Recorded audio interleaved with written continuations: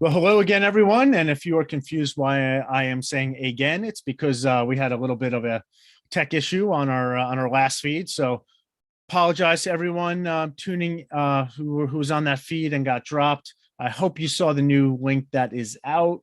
Um, Anyone joining us now, thank you. Thanks for joining. And thanks for seeing the new link. I'm going to go through it like nothing happened. So bear with me. We're going to do the old take two. So thanks again for everyone for joining this week. As I was saying earlier, I hope you like the new time slot. We've bumped up a little bit here by an hour, 2 o'clock my time, 7 o'clock in the UK, to accommodate some of the awesome new programming that's on the Ayn Rand Center's YouTube channel. So they've been really crushing it on content. I hope you've checked some of that out.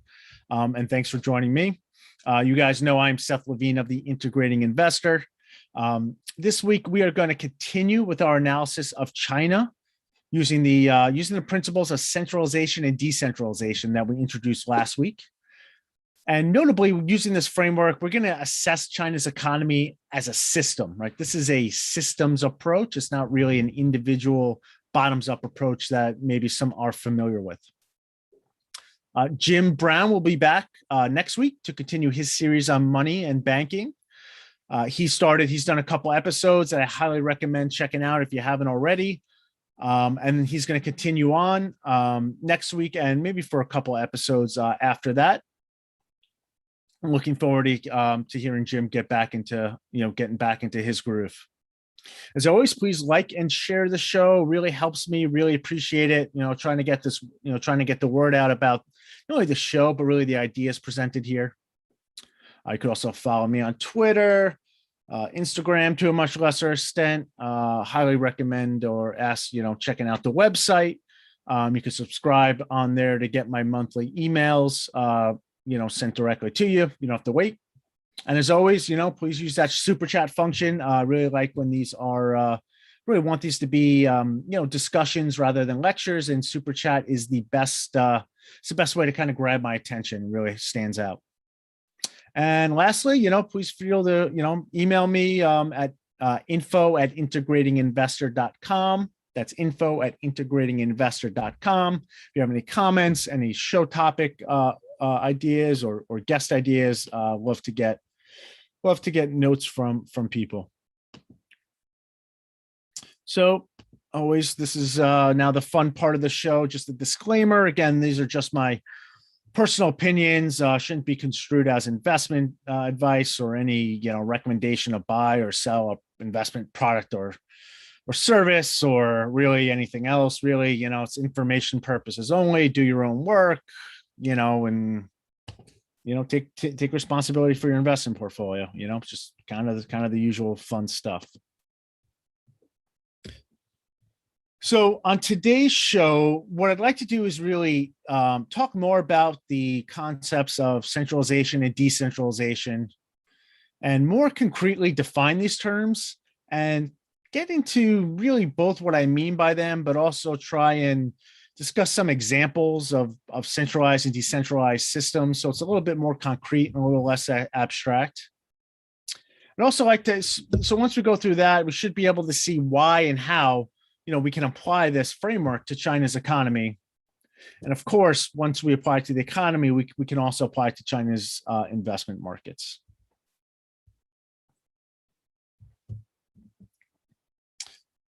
So last week, we were talking about current events in China. We were talking about how the technology and real estate crackdowns by the Chinese Communist Party there really sent markets into a little bit of a free fall over the course of this year. And we were looking for ways to analyze them. Now, in my view, I see these as connected events, not just to themselves, right? Not just to the Chinese Communist Party getting more involved in the technology and real estate sector, but also to other actions that it's taking, both internally and also, geopolitically speaking. You see how they're treating Hong Kong. We see how they're treating Taiwan. We've seen how they're having all these internal purges going on right around these really important dates, these really important political party dates. So the way how I see them connected is this idea of centralization. I introduced the idea that that I see centralization as increasing in China's economy. And I also hinted at it being a negative. Now, I also see it useful not just for analyzing China from sort of this macro perspective, but also from a Chinese investment market perspective. And today we'll expand upon that a little bit more thoroughly.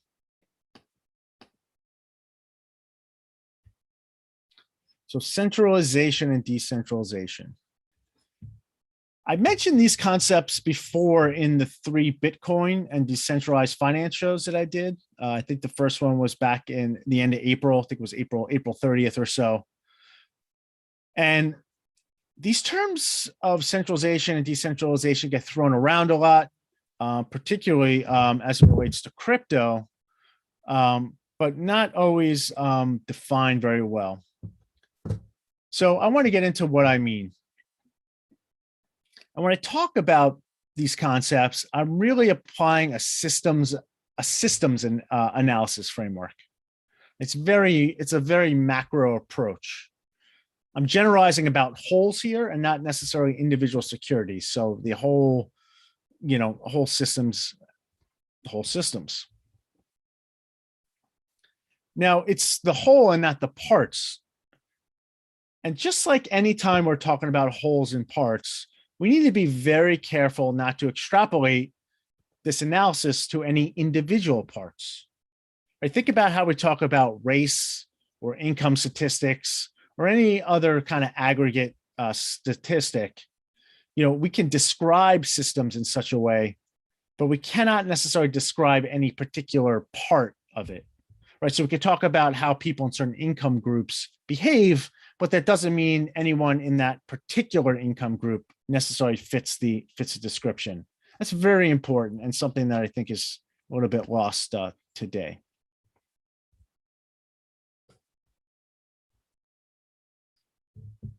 So let's start by looking at centralized systems. What do I mean by centralized systems?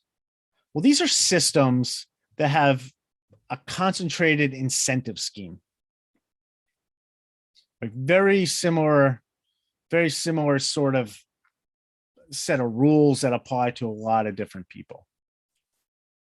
Now, these generally come by, at least in mature systems, by force. And that could be regulation.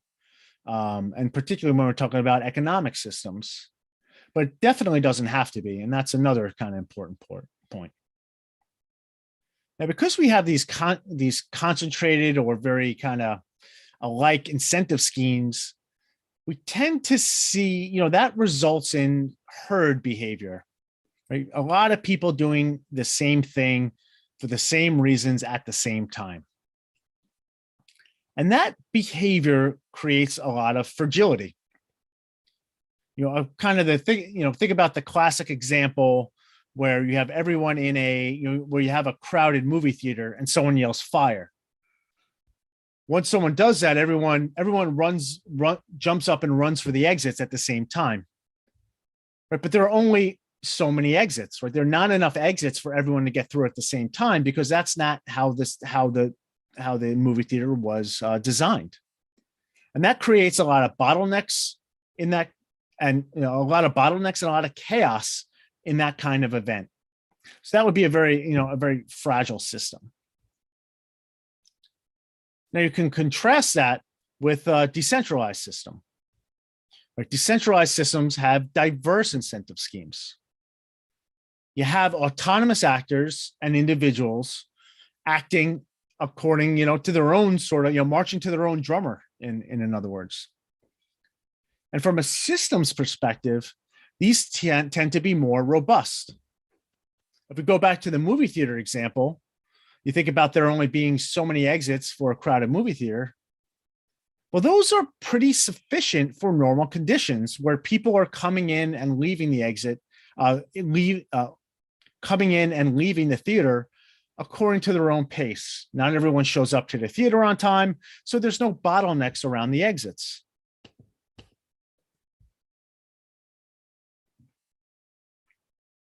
Now, there are a lot of examples of centralized and decentralized systems in our society today. I like to think of ecosystems. That's usually the first thing that comes to my mind, and food webs, if you're familiar with food webs. When you look at certain ecosystems where you have a variety of flora and fauna, and that flora and fauna, they eat a variety of things, right? So, you may have some plants and animal. You may have some plants that feed off the sun. Obviously, you may have some animals that feed off plants, and then you may have a variety of plants, so different animals feeding off different plants, and then different animals eating all those different animals. It tends to be a little bit of, that would be a robust system, as compared to, say, you only have one predator with one prey, where if the prey goes away for whatever reason, then the predator disappears along with it. That tends to be a fragile system. You can think about supply chains, right? There's a reason why companies today have multiple suppliers and many customers. Because if you're concentrated with just a handful of customers and something happens to your customer, well, you could lose your business. And supply chains obviously are top of mind in today's economy, right? Where because many supply chains were started to concentrate in China, when a lot of the issues hitting, a lot of coronavirus issues first start, and China shut its ports, well, that caused a lot of supply chain bottlenecks and problems within global supply chains and economies. You could also look at biological offspring, right? You have mitosis versus meiosis. Meiosis being where you have two parents involved, and you get a diversity of DNA passed on through the offspring, as opposed to mitosis, which is a complete copy of the parents. And of course, you have investment portfolios, right? We diversify our investment portfolios in order to limit the risk that a few of our decisions were wrong.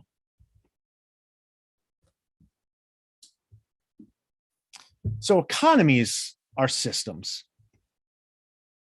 Because economies are systems, we can apply this framework to any political economy. And when we're talking about economies, government tends to be a centralizing force. And this isn't an anti-government rant here, but we can see that it's just a fact, because when governments create policies and regulations, they start to limit the scope of possible behaviors that actors can take in the economy. So if you can't, for example, have a bank if branching is illegal for banks, well, then what you see is like we saw in the antebellum period in the U.S. banking, for example, you see unitary banking flourish. In other words, you just have single bank branches.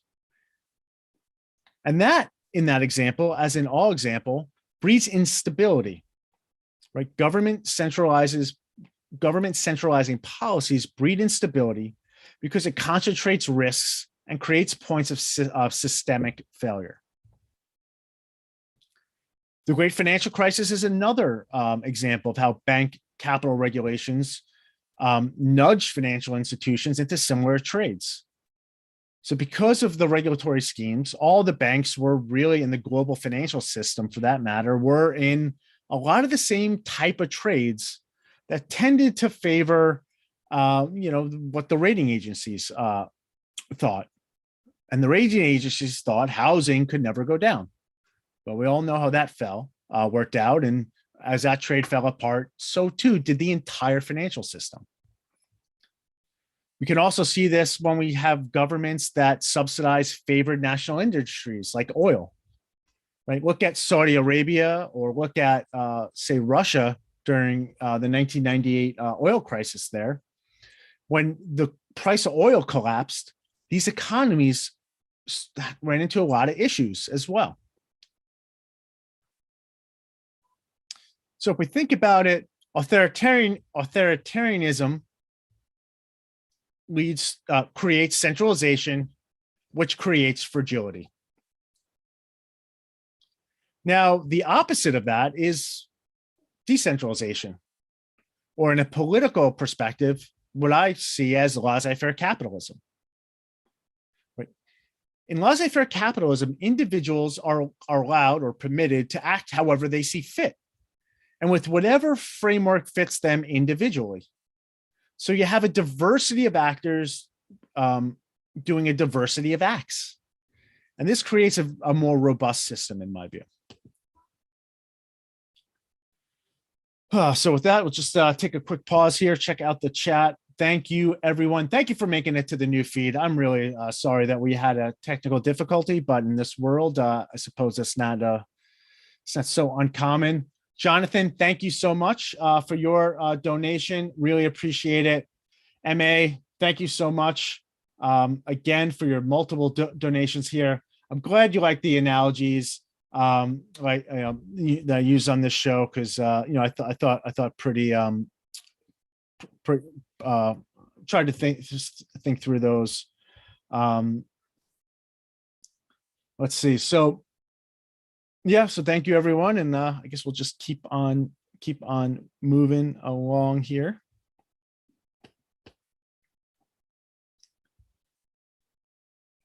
So where are we? Here we go.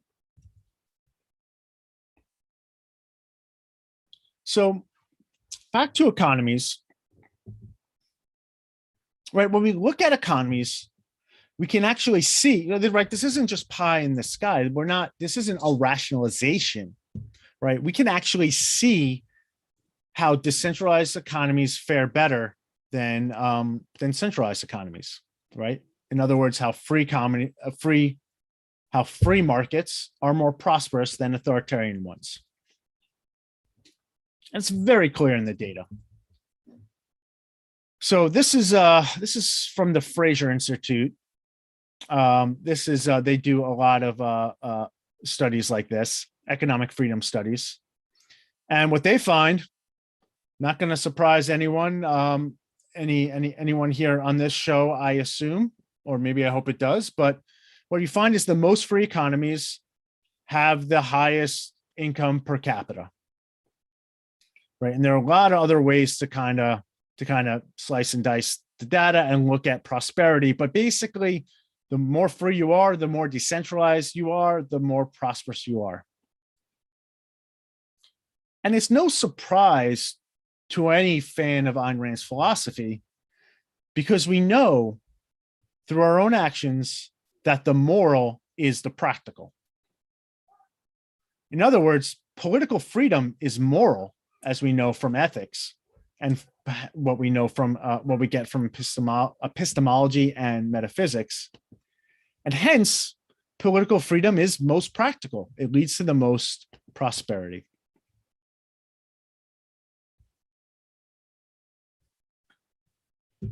Now, we can also analyze this through a financial lens, right? And the way how I do this through a financial lens is I see centralization creating fatter tails of return distributions. Right? Centralization fattens the tails of return distributions. And I'll get into that in just a minute. But when we're talking about investing, I find it helpful to kind of mentally model the potential for investment returns. Right? We're going to estimate maybe what our risks are, what our returns are, right? What are the scenarios that lead to profits and how much, and vice versa.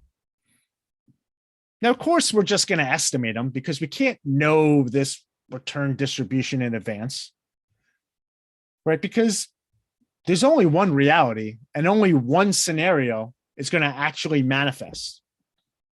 We don't have multiple universes to kind of play things out and see like what a return distribution would be like, but it's a pretty helpful tool nonetheless.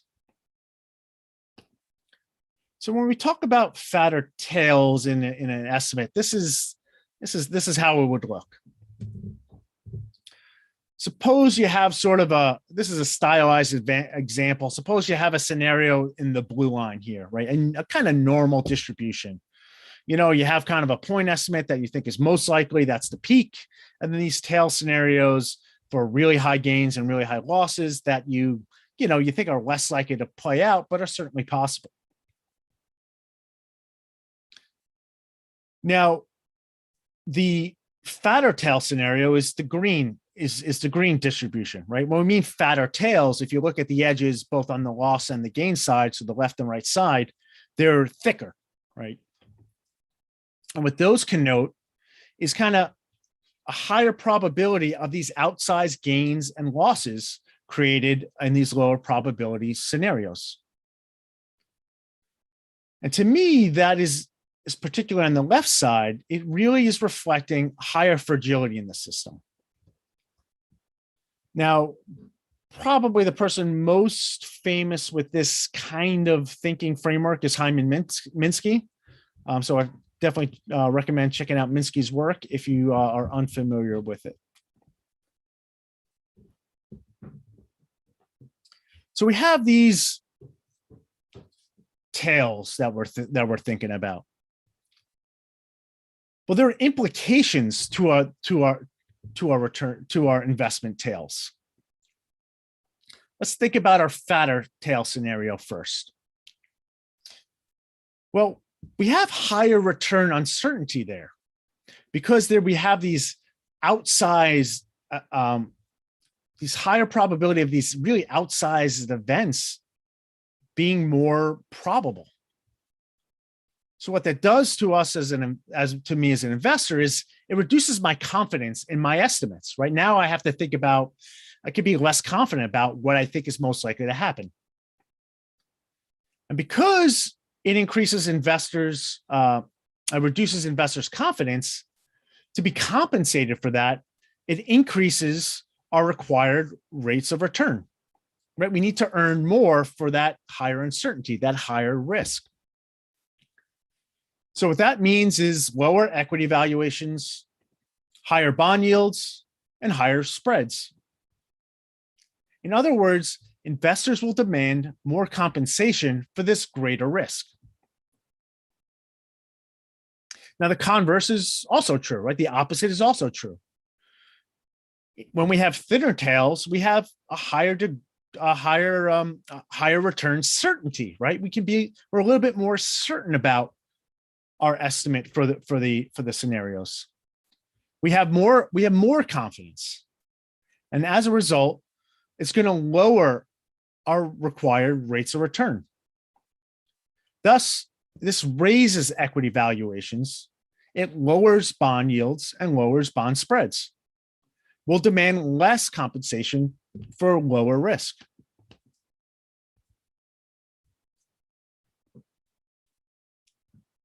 Now, this filters through to the real economy, for lack of a better word. Decentralization, right, greater kind of certainty, it lowers the economic cost of capital. Now, capital is more than just money. It's really all the people, the plants, the equipment, and all the technology that's essential to production. So when we have lower capital costs, and that manifests through the investment example that I spoke to before, that results in higher output and wealth.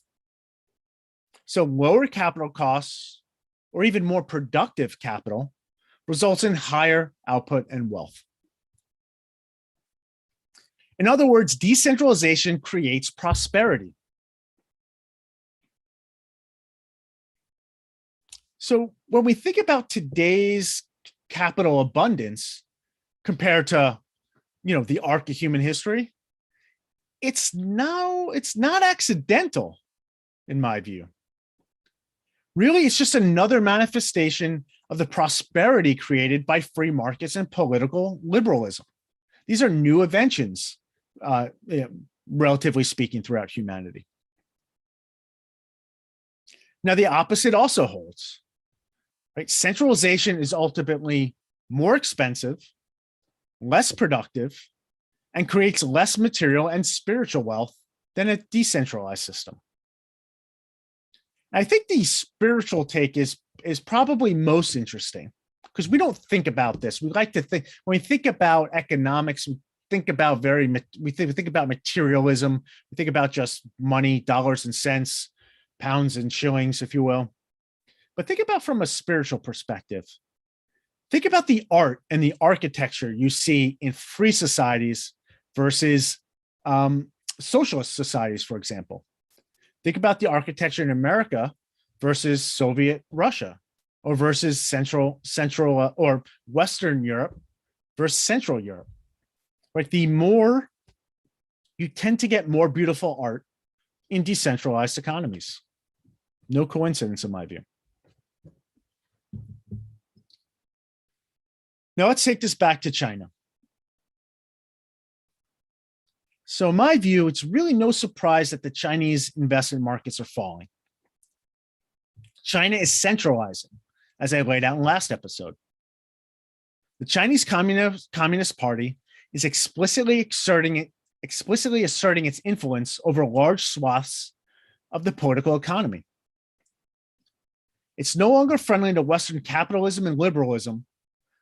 And this tact, in my view, or this tack, I should say, makes China more dangerous for investors.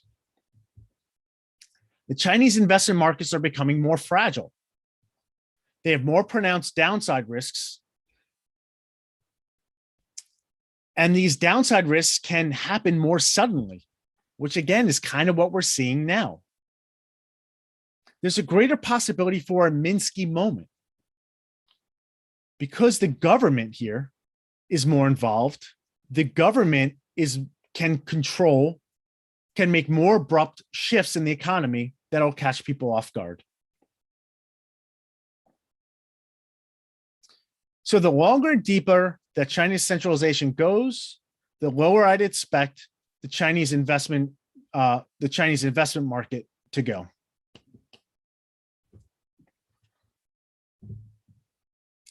Now, this is just incredibly sad. Of course, it's sad for investors. Investors clearly weren't suspicious enough of the Chinese Communist Party's economic controls over China over the past, 60, 70 years.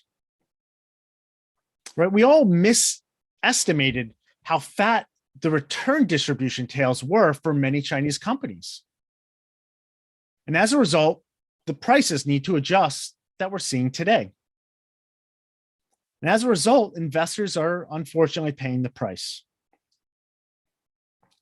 But really, above all, it's really sad for the Chinese people. It's just tragic to watch the Chinese Communist Party reverse its decades-long course on Deng Xiaoping's reforms that literally lifted hundreds of millions of people from poverty.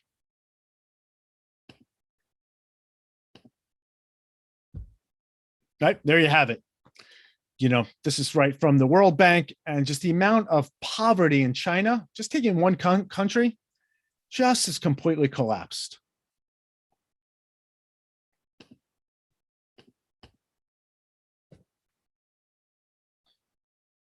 So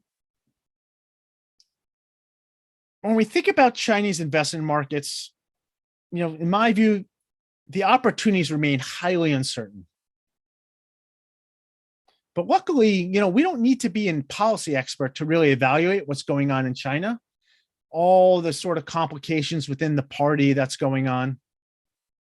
Really, we can just follow this framework of decentralization and decentralization, and that can get us pretty, close enough, in my view. When we see the political environment in China centralizing and the government becoming more involved, that's a red flag to me. When they step back and become more liberal and free up the economy and the people of the country, that to me is a green flag, to follow the analogy. Now, China's current centralization course is tragic, as I discussed. And it's playing out in real time for all of us to see. But hopefully for the rest of us, other countries will take note of what's going on there. We'll reverse our own paths onto more decentralized and freer markets. So with that, wrap up today's discussion of China. Thank you everyone for tuning in. Checking back on the chat. MA, thanks again. I'm glad you're enjoying this framework here and enjoying the shows. I don't hear much about contemporary Chinese art. Yeah, that is, I think that is true. In fact, I don't hear much about, when you think about kind of art in general, I'm no art expert, but for me, I really enjoy the romantic art. And you see some of that in Chinese history, but that really came about the same time as the Industrial Revolution, right? And I don't believe, in my view, that's coincidental. But again, I'm no expert. All right. So with that, we're a bit over, but not too bad considering everything. Our late start. Thank you everyone for joining. Please tune in next week. We'll have Jim Brown back, and hope you all have a great weekend. Take care, everyone.